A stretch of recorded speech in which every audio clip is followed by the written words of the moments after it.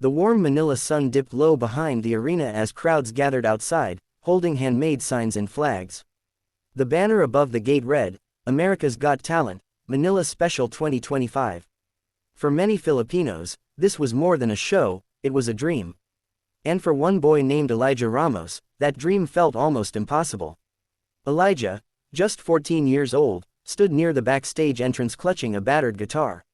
Its wood was chipped, its strings old and dull, but to him, it was the most precious thing he owned. It had been his father's, a man he barely remembered but whose music lived in that guitar. Elijah wore a faded shirt and slippers that had seen better days. A few people backstage looked at him with curiosity, others with pity. "Hey kid, you sure you're supposed to be here?" asked a crew member, glancing at Elijah's worn-out clothes. Elijah nodded nervously. "Yes, sir. I registered last week. My name's Elijah Ramos." The man scanned the list, shrugged, and waved him in. "All right, you're up after the next act. Good luck, kid." Backstage, the sounds of laughter and applause echoed through the walls.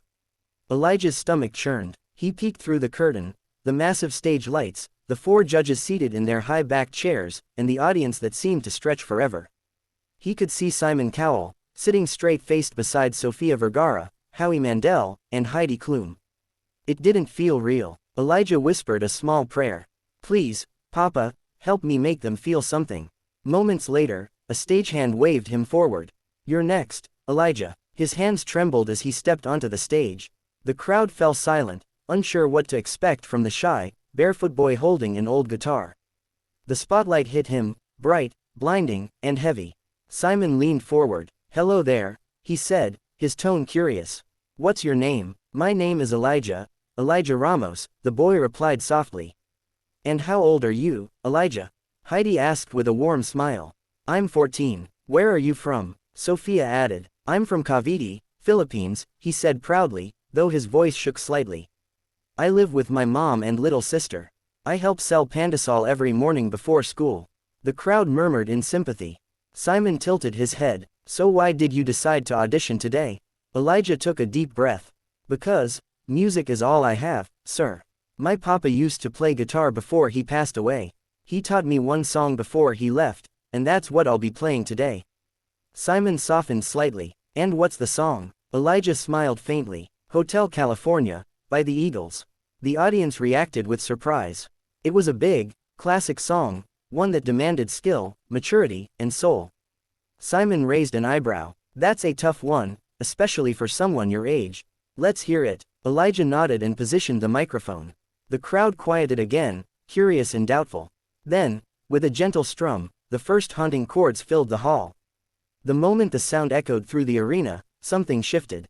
Despite the guitar's wear, the notes were clear and soulful. Elijah's fingers danced across the strings with precision far beyond his years. When he began to sing, the room froze. "On a dark desert highway, cool wind in my hair." His voice was soft yet filled with raw emotion, the kind that made people listen without meaning to. Every lyric carried pain and hope intertwined, the kind that only someone who had truly lived struggle could express. His English wasn't perfect, but his tone, it was magic. As he reached the chorus, "Welcome to the Hotel California," his voice soared. The lights dimmed around him, and it felt as though the whole arena was transported to another world. People began to sway with the rhythm. A few audience members wiped tears from their eyes. Simon, known for his unshakable composure, leaned back slowly, his jaw tightening. There was something in the boy's voice, a sincerity that couldn't be manufactured. Heidi glanced at him and whispered, "He's incredible." Elijah hit the guitar solo with delicate accuracy, closing his eyes as he poured every ounce of himself into the sound. His small fingers moved swiftly, effortlessly. It was as if the spirit of his father played beside him. The final line echoed, "You can check out any time you like, but you can never leave."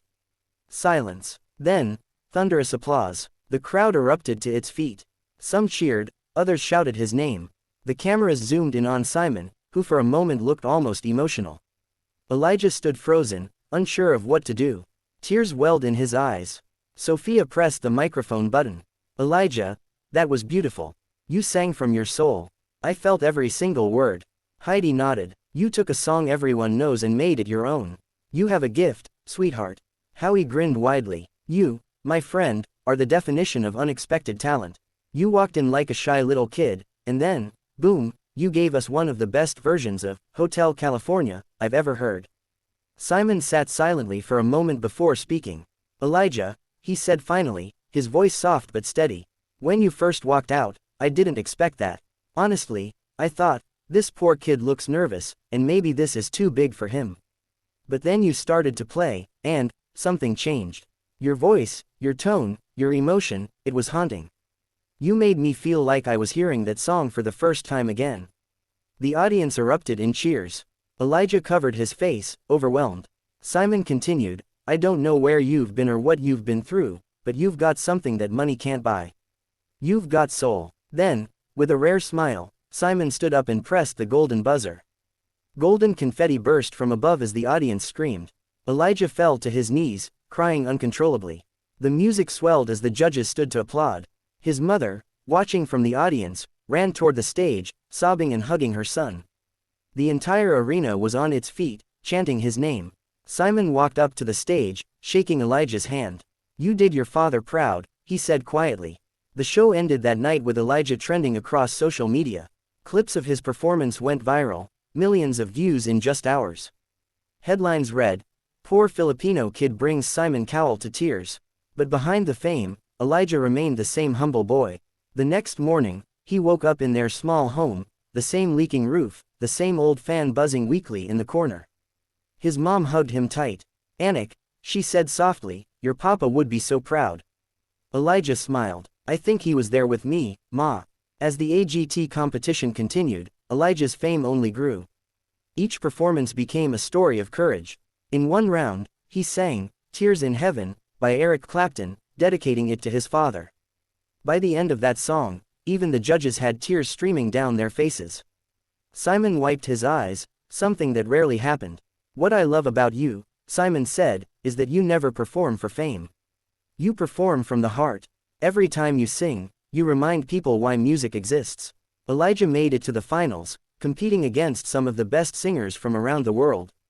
On the night of the grand finale, the lights were brighter than ever. The audience chanted his name before he even stepped onto the stage. He chose to sing an original song this time, one he had written himself, titled, Wings of My Father. The lyrics spoke about dreams, pain, and the belief that even in the darkest times, love can lift you higher. When he finished, the entire arena was silent again, that rare silence that means everyone is processing what they just witnessed. Then the applause came, loud, emotional, unstoppable. Simon stood once more, looking almost speechless. Elijah, he said, his voice cracking slightly, I've judged thousands of performances in my life, but yours, every single one, reminds me that true music isn't about perfection. It's about honesty. You have that in abundance. Although Elijah didn't win the ultimate title, he became a worldwide sensation overnight. Record labels reached out, news channels interviewed him, and donations poured in to help his family. He used much of the money to rebuild their home and start a small music school in his town, teaching other poor kids how to play guitar. Months later, during an emotional AGT reunion episode, Elijah was invited to perform again. When he walked onto the stage, now in clean clothes but still holding that same old guitar, the audience gave him a standing ovation before he even played a note. He smiled shyly and said, I brought this guitar because it's my reminder that dreams don't come from what you have, they come from what's inside you. Then he strummed the first chords of Hotel California once more. But this time, it wasn't just a song, it was a memory, a message, a miracle. The camera panned to Simon, who sat back with tears glistening in his eyes, smiling proudly. When the performance ended, Simon stood, clapping slowly. You didn't just play a song tonight, Elijah, he said. You played your story, and the world will never forget it. The crowd roared. Confetti fell once again. Elijah raised his guitar to the sky, whispering a quiet, thank you, to his father. Outside the arena, as the lights dimmed and the cameras packed away, Elijah and his mother walked hand in hand through the Manila night. He looked up at the stars, smiling. Ma, he said softly, I think Pop is playing in heaven right now. She squeezed his hand. Yes, Anik, and the whole world is finally listening. And somewhere far away, under that same sky, people replayed his performance, over and over, not just because it was beautiful, but because it reminded them that even from the poorest corners of the world, a voice filled with truth can touch millions. In the end, Elijah Ramos didn't just sing Hotel California. He lived it, a song about a place you can never leave, just like the hearts he'd forever changed.